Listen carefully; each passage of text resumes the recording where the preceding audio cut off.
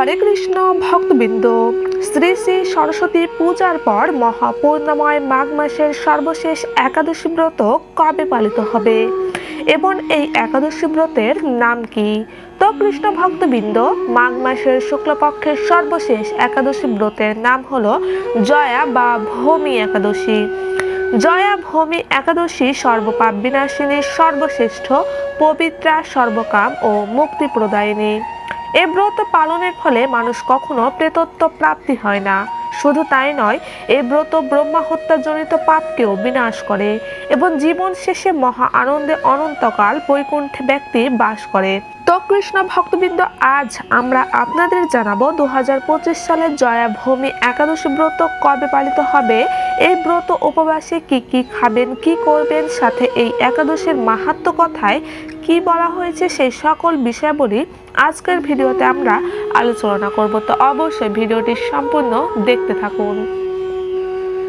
তো ভক্তগণ, 2025 সালে ভৌমি জয়া একাদশী ব্রত পালিত হবে 8 ফেব্রুয়ারি শনিবার। আমরা মাঘ ষট্টিলা একাদশী ব্রত 25 জানুয়ারি শনিবার পালন করেছিলাম, তবে এবার মাঘ ভৌমি একাদশী ব্রত পালিত হবে 2025 8 ফেব্রুয়ারি শনিবারে। তো কৃষ্ণ ভক্তবৃন্দ, এই পূর্ণময় মাঘ মাসের ব্রত বা মহাকুম্ভ স্নান যদি আপনি করে না থাকেন, তাহলে অবশ্যই মাঘ মাসের শেষ এই একাদশী ব্রত জয়া ভৌমি একাদশী ব্রতটি অবশ্যই পালন করুন এবং শ্রী বিষ্ণুদেবের বিশেষ আরতি ও পূজা করুন। এর ফলে একাদশী ব্রতের ফল সাথে বিষ্ণুদেবের আশীর্বাদে সারা বছর আপনার সংসারে অর্থ সমৃদ্ধি বর্ষিত হবে। সেক্ষেত্রে সকল কৃষ্ণ ভক্তবৃন্দরাই আপনারা সকলেই আগামী শনিবার এই পূর্ণময় একাদশী ব্রতটি অবশ্যই পালন করবেন। তো ব্রত পালনের ক্ষেত্রে অবশ্যই আপনাদের কিন্তু ভক্তবৃন্দ খাবারের দিকে বেশ সংযত হতে হবে। যে সকল ভক্তরা আপনারা আমিষ খাবার খান, তারা অবশ্যই একাদশীর দিন, একাদশীর আগের দিন ও একাদশী ব্রতের পর দিন অর্থাৎ ব্রতের পালনের দিন পর্যন্ত অবশ্যই শুদ্ধ নিরামিষ খাবার গ্রহণ করবেন। আর যেসব ভক্ত নিত্য কৃষ্ণ প্রসাদ গ্রহণ করছেন, তাদের ক্ষেত্রে এই নিয়ম প্রয়োজন হয়। তবে যারা আমিষ খাবার খান, তারা অবশ্যই একাদশী 3 দিন শুদ্ধ নিরামিষ খাবার অবশ্যই গ্রহণ করবেন। একাদশী ব্রতের ঠিক আগের দিন অর্থাৎ দশমীতে ভগবান শ্রীকৃষ্ণের চরণে অবশ্যই ফুল নিবেদন করে সংকল্প করবেন, হে ভগবান, আমাকে কৃপা করুন যাতে আগামীকাল একাদশী ভৌমি জয়া একাদশী যেন নিষ্ঠার সঙ্গে পালন করতে পারি। এইভাবে ব্রতের সংকল্প নেবেন। আর অবশ্যই আপনারা দশমীর দিন রাত্রি 12টার আগে খাবার গ্রহণ কাজ সুসম্পন্ন করে নেবেন এবং দন্ত মাজন করে নেবেন, যাতে করে দাঁতে কোনো খাবার লেগে না থাকে। এরপর পরদিন একাদশীর দিন সম্পূর্ণ দিন পালন করবেন ভৌমি জয়া একাদশী ব্রত। একাদশীর দিন খুব সকালে উঠে ভগবানের বিশেষ পূজা করে একাদশী ব্রতের সংকল্প নেবেন এবং সম্পূর্ণ দিন পালন করবেন ব্রত। যারা নির্জলা ব্রত থাকতে চান, তারা ফল ও জল না গ্রহণ করে নির্জলা ব্রত থাকবেন। তবে যারা নির্জলা ব্রত থাকতে পারবেন না, তারা সন্ধ্যা অবধি নির্জলা থেকে ফল মূল, জল, শরবত, সাবুদানার পায়েস, আলু সেদ্ধ ইত্যাদি গ্রহণ করেই একাদশী ব্রতটি আপনারা পালন করতে পারেন। তো ভক্তবৃন্দ, এই ভৌমি জয়া একাদশীর দিন আপনারা সকলেই এই দিন ভগবানের নাম, গান, কীর্তন, স্মরণ, কৃষ্ণ নামমালা জপ করা ইত্যাদি পালন করবেন এবং ভক্তির সাথে তুলসী গাছের সেবা পূজা করবেন। যে সকল ভক্তরা একাদশী তিথিতে তুলসী সেবা, তুলসী বীজ রোপণ, তুলসীতে জল দান ইত্যাদি করেন, তারা মুক্তি লাভ করে বৈকুণ্ঠবাসী হন। তো কৃষ্ণ ভক্তবৃন্দগণ, এবার আমরা শ্রবণ করে নেব এই ভৌমি জয়া একাদশীর মাহাত্ম্য কথায় কি বলা হয়েছে।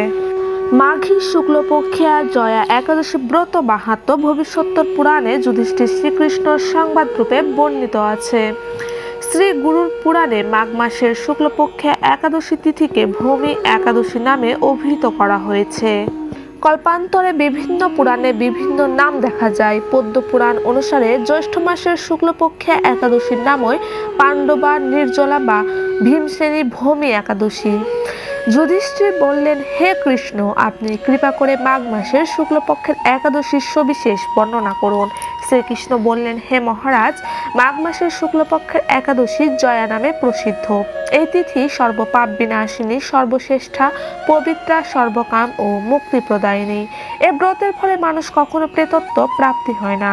এই একাদশী নিম্নরূপ উপাখ্যান শোনা যায়। একসময় স্বর্গলোকে ইন্দ্র রাজত্ব করছিলেন, সেখানে অন্য দেবতারাও বেশ সুখেই ছিলেন। তারা পরিজাত পুষ্প শোভিত নন্দন কাননে অর্পসরাদের সাথে বিহার করতেন। একদিন 50 কোটি অর্পসরা নায়ক দেবরাজ ইন্দ্র স্বেচ্ছায় আনন্দ ভরে তাদের নৃত্য করতে বললেন। নৃত্যের সাথে গন্ধর্বগণ গান করতে লাগলেন। পুষ্পদত্ত, চিত্রসেন প্রভৃতি প্রধান প্রধান গন্ধর্বেরাও সেখানে উপস্থিত ছিলেন। চিত্রসেনের পত্নীর নাম মালিনী, পুষ্পবতী নামে তাদের এক কন্যা ছিল। পুষ্পদত্তের পুত্রের নাম মাল্যবান। এই মাল্যবান পুষ্পবতীর রূপে মুগ্ধ হয়েছিল। পুষ্পবতী পুনঃ পুনঃ কটাক্ষ দ্বারা মাল্যবানকে বশীভূত করেছিল। ইন্দ্রের প্রীতি বিধানের জন্য তারা দুজনেই নৃত্যগীতের সেই সভায় যোগদান করেছিল, কিন্তু একে অপরের প্রতি আকৃষ্ট থাকায় উভয়েরই চিত্র বিভ্রান্ত হচ্ছিল। সেখানে তারা পরস্পর কেবল দৃষ্টিবদ্ধ অবস্থায় দাঁড়িয়ে থাকলো। ফলে গানের ক্রম বিপর্যয় ঘটল। তাদের এই রকম তাল মান ভঙ্গ ভাব দেখে তারা যে পরস্পর কামাসক্ত হয়েছে, দেবরাজ ইন্দ্র তা বুঝতে পারলেন। তখন ক্রোধবশে তিনি তাদের অভিশাপ দিলেন, রে মূঢ়, তোমরা আমার আজ্ঞা লঙ্ঘন করেছ, তোমাদের ধিক। এখনই তোমরা পিশাচযোনি লাভ করে মর্তলোকে নিজ দুষ্কর্মের ফল ভোগ করো। ইন্দ্রের অভিশাপে তারা দুজনেই দুঃখিত মনে হিমালয় পর্বতে বিচরণ করছিল। পিশাচত্ব প্রাপ্ত হওয়ার ফলে তারা অত্যন্ত দুঃখ ভোগ করতে লাগলো। হিমালয় প্রচণ্ড শীতে কাতর হয়ে নিজেদের পূর্ব পরিচয় বিস্মৃত হলো। এইভাবে অতি কষ্টে সেখানে দিন যাপন করতে লাগলো। একদিন পিশাচ নিজ পত্নী পিশাচীকে বলল, সামান্য মাত্র পাপ করিনি, অথচ নরক যন্ত্রণার মতো পিশাচত্ব প্রাপ্ত হয়েছি। অতএব এখন থেকে আর কখনো কোনো পাপ করব না।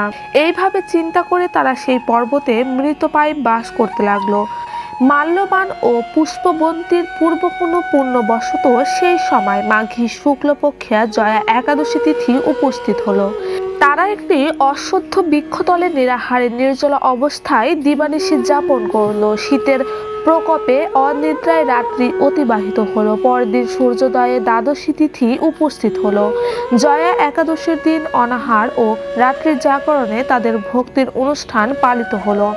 এই ব্রত পালনের ফলে তাদের ভগবান বিষ্ণুর কৃপায় তাদের পিশাচত্ব দূর হলো। তারা দুজনেই তাদের পূর্বরূপ ফিরে পেল। তারপর তারা স্বর্গে ফিরে গেল। দেবরাজ তাদেরকে দেখে অত্যন্ত আশ্চর্য হলেন। তিনি জিজ্ঞাসা করলেন, কোন পুণ্য ফলে তোমাদের পিশাচত্ব দূর হলো? আমার অভিশাপ থেকে কে তোমাদের মুক্ত করলো? মাল্যবান বললেন, হে প্রভু, ভগবান বাসুদেবের কৃপায় জয়া একাদশী ব্রতের পূর্ণ প্রভাবে আমাদের পিশাচত্ব দূর হয়েছে। তাদের কথা শুনে দেবরাজ ইন্দ্র বললেন, হে মাল্যবান, তোমরা এখন থেকে আবার অমৃত পান করো। একাদশী ব্রতে যারা আসক্ত এবং যারা কৃষ্ণ ভক্তি পরায়ণ তারা আমাদেরও পূজ্য বলে জানবে। এই দেবলোকে তুমি পুষ্পবন্তীর সাথে সুখে বাস করো। হে মহারাজ, এই জয়া ব্রত ব্রহ্মাজনিত পাপকেও বিনাশ করে। এই ব্রত পালনে সমস্ত প্রকার দানের ফল লাভ হয়। সকল যজ্ঞ ও তীর্থের পূর্ণ ফল এই একাদশীর প্রভাবে আপনা হতেই লাভ হয়। অবশেষে মহা আনন্দে অনন্তকাল বৈকুণ্ঠ বাস হয়। এই জয়া একাদশী ব্রত কথা পাঠ ও শ্রবণে অগ্নিষ্টম যজ্ঞের ফল পাওয়া যায়। হরে কৃষ্ণ কৃষ্ণ কৃষ্ণ হরে হরে, হরে রাম রাম রাম হরে হরে। তো কৃষ্ণ ভক্তবৃন্দ, আপনারা সকলে এই জয়া ভূমি একাদশী ব্রতটি পালন করবেন এবং অন্যকেও একাদশী ব্রত পালনে উৎসাহিত করবেন। সকলে ভালো থাকবেন, সুস্থ থাকবেন। জয় শ্রীকৃষ্ণ, জয় রাধা মাধব, জয় গোবিন্দ।